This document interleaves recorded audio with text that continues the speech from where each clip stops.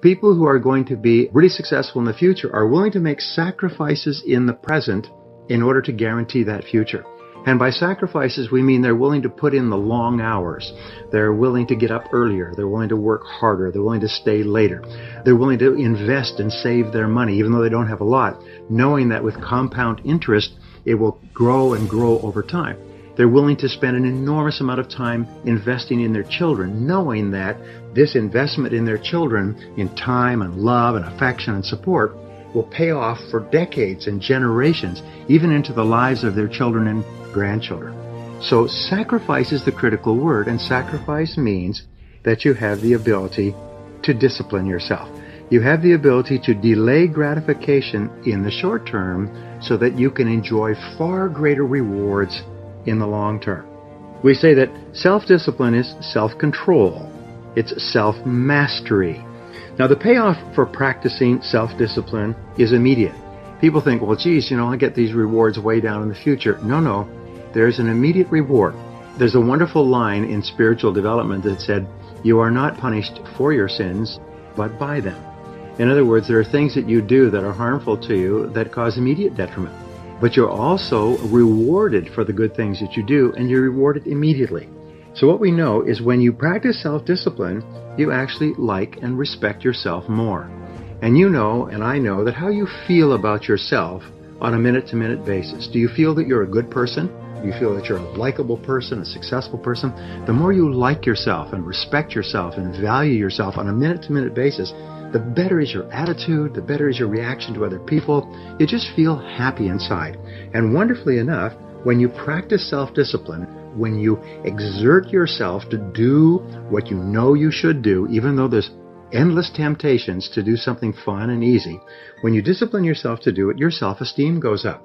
You actually like yourself more. Your self-image improves. You actually see yourself as a better person. And of course, as you know, your self-image determines your performance. The person you see in your mind will be the person that you will be on the outside.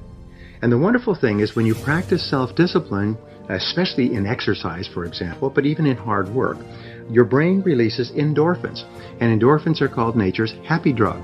And it actually makes you happy to practice self-discipline, to take control of yourself and make yourself do the right thing and complete it. You feel good about yourself in the moment. And of course, the effect that it has on your future can be tremendous. Now, fortunately, self-discipline is a habit that you can learn with practice and repetition. If you do something over and over again, you eventually develop a habit. The difference between successful people and unsuccessful people is successful people have success habits. And the most important success habit they have is the ability to make themselves do what they know they should do at this time.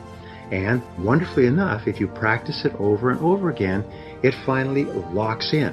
Now, many people get into the habit of taking the easy way out, looking for shortcuts and so on. So they actually get into a comfort zone of doing things that are harmful to their long-term future. And they actually feel uncomfortable completing tasks or starting on their most important jobs. However, when you get into a new comfort zone, it will be easier for you to practice the habit of self-discipline than it would be in the past for you to take the shortcut. Goethe, the German philosopher, once said that everything is hard before it's easy. Everything is hard before it's easy. So developing the habit of self-discipline is hard. And be patient with yourself because you slip back all the time. All your life, you'll be slipping back. All your life, you have to fight this battle. You never get it to the point where it's locked in forever. Every morning you get up and that alarm goes off and you say, do I sleep a little longer or do I get up? Every time you look at a list of things to do, you say, do I start with the most important thing? As they say, do the worst first. Or do I do something that's fun and talk to a friend or make a phone call? You've got to fight this battle every single day. But every time you fight and win, you feel better about yourself. It only takes about 21 days, they say, to develop a new habit. So you can lock in the foundation of the habit simply by practicing self-discipline every single day without exception for 21 days. Now, some years ago, a businessman named Herbert Gray did a long-time study, it was kind of his project, to find out what he called the common denominator of success. What would be the common denominator of success? And he spent 11 years studying the literature, interviewing people, reflecting on it, And he finally wrote a little pamphlet. And the pamphlet has been handed around for years and years, and you don't need to get it because I'll tell you what's in it. He said the common denominator of success was quite simple. He said, successful people, he found, make a habit of doing what unsuccessful people don't like to do. And of course, the logical question is, well, what is it that unsuccessful people don't like to do? Well, it turned out to be the same thing that successful people don't like to do either, but they do it anyway because they recognize that that's the price of success. A simple thing like exercising, going for a run or a walk at the end of the day. Well, do people like to do this? Do we look forward to exertion and perspiration and sweating and straining and everything else? No, we don't look forward to it, but we do it because we recognize that this is the price of looking and feeling fit, trim, living a long life, taking good care of our bodies, and so on. So remember, the same things that unsuccessful people don't like to do are things you don't like to do either. Many years ago, I met Rich DeVos personally. You know, Rich DeVos is the founder of Amway, started off selling soap from door to door, and now he's worth about $5.3 billion according to Forbes. And he was asked a question. He said, well, how do you get over the fact that it's hard to prospect, it's hard to recruit, it's hard to build a business, it's hard to come home after work and work on building your business? He said, you just have to understand this. There's lots of things in life that you don't like to do. And you'll never like to do them. There's lots of hard things that contain stress, and they contain rejection and potential failure and hard work and so on. He said, but you do them because you want to do the other things. And it is only by doing the things that you don't want to do that you can finally create the opportunity to do all the things that you want to do for yourself and your family. And again, it comes back to our favorite word, sacrifice. Being willing to pay the price in the present to enjoy the great rewards in the future. Now, there are 9 disciplines that you can develop that we'll talk about today. There are 9 disciplines that you can develop that will improve every area of your life. And here's a rule. Every exercise of discipline in any area strengthens disciplines in every other area. Just as if you work out with your full body, that strengthens all your muscles, your heart, your lungs, and so on. Every weakness in discipline also weakens your other disciplines as well. So every time you exert yourself to discipline yourself, to make yourself do something, to control and master your natural tendency to seek the line of least resistance, every time you master that tendency, you feel stronger and better, and you strengthen your ability to discipline yourself in other areas as well. So the first discipline of all is the discipline of clear thinking versus fuzzy thinking. Sometimes you've heard me ask, what is the highest paid work in America? What's the most important work in any job or any company? And the answer is thinking. And you know the old saying that some people think they think, and the great majority would rather die than think. But the discipline of clear thinking is the most important because the way you think, the quality of your thinking, determines the quality of your decisions and choices. Your decisions and choices determine the actions you take. The actions you take determine your results. Your results determine the quality of your life. And it all starts with your thinking clearly. Thomas Edison once said that thinking is the hardest discipline of all. It requires real effort to think because, especially today, we are so surrounded with distractions. I'm always amazed when I go down the street or fly or drive as people seem totally immersed in listening to things. They've got devices in their ears and stuff on their cell phone, and they're listening to music in their car, and they're watching television. They simply cannot stop bombarding their mind with sensory input. And of course, when you're doing that, it is impossible for you to think well. To think well requires that you practice a couple of techniques. Now, first of all, as Peter Drucker said, you need to take time to think. You need to create long, unbroken chunks of time. The rule is that fast decisions are usually wrong decisions.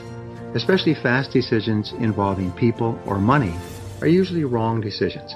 So if you're going to make a decision that has long-term consequences, then you have to give it a lot of thought. You have to sort of look at it like a beautiful piece of porcelain. You look at it from every single side and think about it carefully. And the more carefully you think about a decision, the better the quality of that decision will be when you finally make it.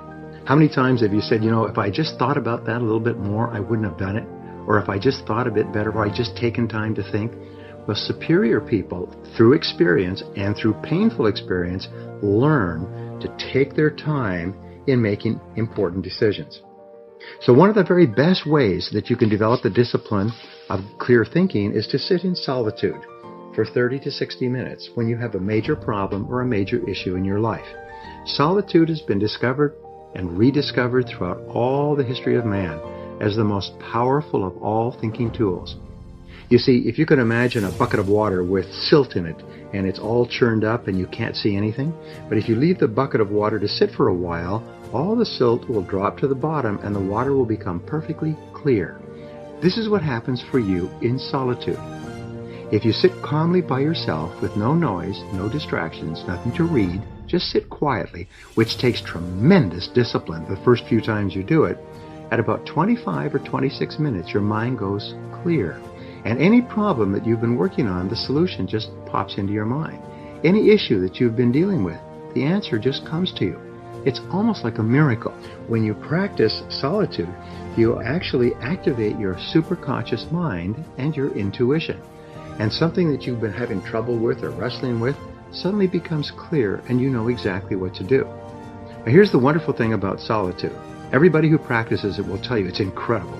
And if you've never done it before, just practice it once. Sometime today, take 25, 30 minutes, take an hour if you can, and just sit quietly by yourself and allow your mind to calm. Sometimes it's called mind calming. And just allow yourself to calm down and think. And the most amazing things will happen. You'll start to make better decisions.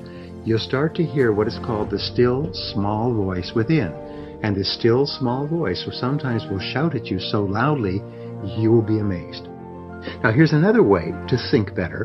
When you're dealing with any kind of a situation, write down every detail of the problem or situation. Take a sheet of paper, and the rule is think on paper, and write down every detail. How it happened, what's going on, the problems, the concerns, the cost, who's involved. Just write it down. And the most amazing thing happens between the head and the hand. As you're writing out all the details, sometimes exactly the right choice pops out at you. It becomes clear, but you would not have triggered that superconscious solution if you hadn't taken the time to think on paper. You know, Aristotle once said that wisdom, which is the greatest of all human desires, wisdom is the ability to make good decisions, is a combination of experience plus reflection. Experience plus reflection. In other words, you have an experience and then you reflect on the experience and you think about, what does that experience mean to me? How can I use that? What can I learn from it? So reflecting on your experiences, and the best way to do that is to go for a walk. Just going for a walk where you can't listen to anything, don't take an iPod or anything, just go for a walk, 30 or 60 minutes, and just walk. And while you're talking and reflecting upon something that's going on at work or at home, you'll be amazed at the quality of ideas that will come into your mind. To improve your thinking, talk it over with someone else who you like and trust, and give them the details, and ask them to give you their feedback, give you their perspective. Sometimes, especially if you're in a great relationship, the other person can give you a perspective that completely changes your ideas. A good way to think better is to ask, especially if you're frustrated or having difficulties, ask, what are my assumptions? What am I assuming about this situation that may not be correct? What if my basic assumptions about this relationship, about this job, about this product or service or this investment, what if my assumptions were wrong? Then what would I do? And here's the key to good thinking. Be open to doing something completely different. Be open to admitting the possibility that you could be wrong and doing something completely different. And what that does is it opens up your mind and your perspective so you can see all kinds of possibilities that you may not have seen before. So clear thinking is the first discipline. It is the discipline practiced by the most successful, happiest, and wealthiest people in our society. Now the second major discipline, my old friend, is the discipline of daily goal setting. The discipline of daily goal setting will change your life. Why? We know that focus and concentration are essential to success. There are some skills that are helpful to success, but focus and concentration are indispensable. If you cannot focus and you cannot concentrate, then you have to work for someone else who will make you focus and concentrate, who will supervise you. The ability to focus, to be clear about what you want, and then to concentrate single-mindedly on achieving it are both habits or disciplines that you can learn through practice. So you start off in the discipline of daily goal setting. You start off and you ask this question. And this is the big question. What do I really want to do with my life? What do I really, really, really want to do with my life? Why am I here? If I could do anything at all, what would I want to do with my life? And there's a great question that you can use to clarify this. Most people think in a very fuzzy way about what they want to do with their life because they're preoccupied with all of their problems in life. So what you do is you remove all your problems by asking yourself this question. Imagine that I received $10 million cash today, tax-free, in the bank. But at the same time, I got a diagnosis from the doctor that said that you're going to die in 10 years. You'll have superb physical health for 10 years, but you're going to die in 10 years. So if you had $10 million in the bank, which means you had no financial worries, and you had 10 years to live, what would you really want to do with your life? What would you do more of or less of? What would you start up or what would you stop completely? What would you get into or get out of if you had $10 million and 10 years to live? Just imagine that for the moment, because most people, again, as I said, become preoccupied with their limitations, with what they don't have, and it holds them back from deciding what they really, really want. Now, the next thing you do is take a spiral notebook, and I carry a spiral notebook around with me all the time. Take a spiral notebook and write down 10 goals that you'd like to accomplish in the next 12 months or so. Write your goals in the present tense as though they already existed. Don't say, I will earn X number of dollars in the next 12 months. Write them down as though you are already earning it. Say, I earn X number of dollars in this year. I always write the words by at the end of every goal. I earn X number of dollars by December 31st, 2007. I achieved this goal by June 30th, 2008, and so. So when you give your subconscious mind a deadline, it works on it 24 hours a day. When you write down a goal, make sure it's positive. Don't say, I will quit smoking. Say, I am a non-smoker. Don't say, I will lose weight. Say, I weigh X number of pounds.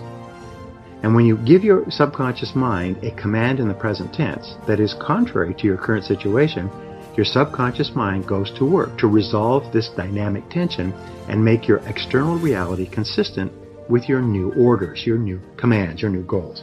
And finally, always write your goals in the personal tense. Use the word I, because only you in the whole universe can use the word I relative to yourself. You use the word I. You say, I earn, I drive, I achieve, I acquire, I accumulate, I live in. In other words, always follow the word I plus an action verb. Then you take a spiral notebook and you write down at least 10 goals. You can work on 10 to 15 goals at a time, but never less than 10. Your subconscious and superconscious minds have incredible power, so give them lots of stuff to work on. And then what you do is every single day you write down and rewrite your goals. Every single day you take out your spiral notebook and write down your goals once more. And I get out every morning before I start off, I plan my day, and then I write out my 10 goals. Every morning before you start out, you reprogram your subconscious mind and then start your day. My promise to you is this. If you will do this for 1 month, actually 21 days is good enough, your whole life will change. You'll see changes that are astonishing. People come up to me at every single seminar and say, it was incredible. I started to write my goals every day. I accomplished 8 of them in 6 months. I accomplished 5 in a week. I accomplished most of them within 12 months. It's transformed my life. So all I ask you to do, if you're not already doing it, is give it a try. Now the third discipline is the discipline of daily time management. And of course we know that. The rule is that every minute spent in planning saves 10 minutes in execution. So disciplining yourself to plan your day thoroughly before you begin will save you at least 10 minutes for every minute you spend in planning, and according to the research, it will increase your productivity by 25 to 50%, maybe even double your productivity for every day that you plan. You see, if you're not working from a plan, then you just respond and react to whatever's going on. Somebody comes in, phone rings, there's an interruption or a problem, and you're off and running. But if you have a plan, you just keep working the plan. It gives you a track to run on, so you just keep working your plan. Begin the discipline of daily time management by making a list.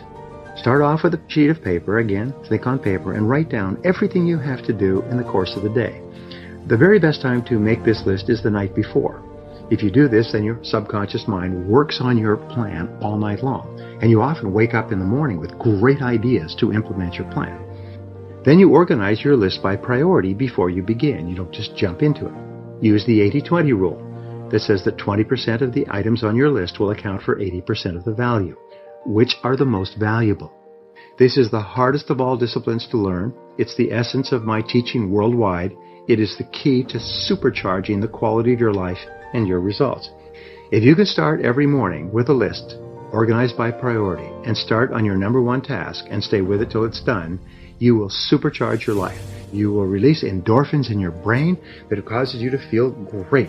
You will motivate yourself and energize yourself and propel yourself into all your other tasks. You'll get twice as much done on any day where you start and complete your major task first thing than on any other day. The discipline of time management will then spread to all your other disciplines. When you can demonstrate each morning that you have the self-control, self-mastery, self-discipline to start and complete your most important task, you just feel fabulous about yourself. Now, the fourth discipline is the discipline of courage. And it goes back to what we said earlier.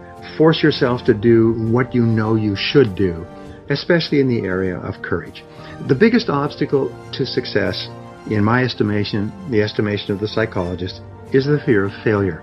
It's the fear that it won't work out. It's the fear of loss of time or money or emotion. It's fear that goes back to early childhood. And the only way we can succeed is by overcoming this fear. And this fear is captured in the words, I can't. I can't. What about this? What about that? What about this? Fully 80% of the population is paralyzed by the fear of making a mistake. And why? Because in growing up you make lots of mistakes and didn't like the feel of it. So eventually you become conditioned to avoid taking any risk at all. So you have to overcome this in order to realize your potential. But what we know is that courage, the courage to face fears, is a habit, and it's developed with practice. Just like typing with a typewriter or riding a bicycle, you can actually develop the habit of courage by practicing courage whenever courage is required. Aristotle wrote about this in his Nicomachean Ethics in 350 BC. He said, if you desire to have a quality that you don't have, act in every instance where the quality is called for as though you already had it, and you will have it. So, as Ralph Waldo Emerson said, do the thing you fear, and the death of fear is certain. What he said was to confront your fears. The natural human tendency is to avoid a fear-causing or fear-inducing situation. Most of our fear problems seem to be bundled up with other people, by the way. It's confronting a boss, it's confronting a bad relationship. Sometimes it's confronting a prospect, cold calling, going out and calling on customers and facing rejection and failure and embarrassment and so on. But confronting that fear, instead of avoiding it, just do it. So the reason you want to confront your fears is not because of the incident specifically, it's because of what it does for your character. You want to demonstrate to yourself that you can face down a fear and look it square in the eye, and suddenly, surprise, surprise, it goes away, and you realize that the fear was in your own mind. Now here's the most wonderful thing about overcoming fears. If the fear of failure is summarized with the feeling, I can't, psychologists have found you can actually short-circuit or override the fear by saying to yourself very strongly, I can do it. I can do it. I can do it. I can do it. I can do it. So whenever you're afraid of anything, talking to somebody, confronting someone, dealing with something, say to yourself over and over again, I can do it. I can do it. I can do it. And then just do it. And you'll be amazed the fear disappears. It's almost like, poof, it's gone. So the key is you're looking at that telephone, to pick up the phone, to cold call, to prospect, just say to yourself, I can do it. I can do it. I can do it. And pick it up and dial. And suddenly the fear disappears. And you do this repeatedly, and eventually you develop the habit of courage. So here's an exercise for you. Identify one fear situation in your life today and use that as your challenge. Use that as your test case. You say, you know what I'm going to do? I'm going to face this fear down. I'm going to hammer it. I'm going to smash it. I'm going to look it right in the eye. I'm going to deal with it direct, head on, like a car hitting a wall until the fear is gone. And once you've done that, you'll look up and you'll be a different person. For the rest of your life, you'll know that nothing that you're afraid of can stop you. The strategy of creating large chunks of time requires a commitment from you to work at a scheduled time on large tasks. Most of the really important work you do requires large chunks of unbroken time to complete. Your ability to create and carve out these blocks of high-value, highly productive time is central to your ability to make a significant contribution to your work and to your life. Many business executives set aside a specific time each day to call customers directly to get feedback. Some people allocate specific 30 to 60-minute time periods each day for exercise. Many people read great books, 15 minutes each night before retiring. In this way, over time, they eventually read dozens of the best books ever written.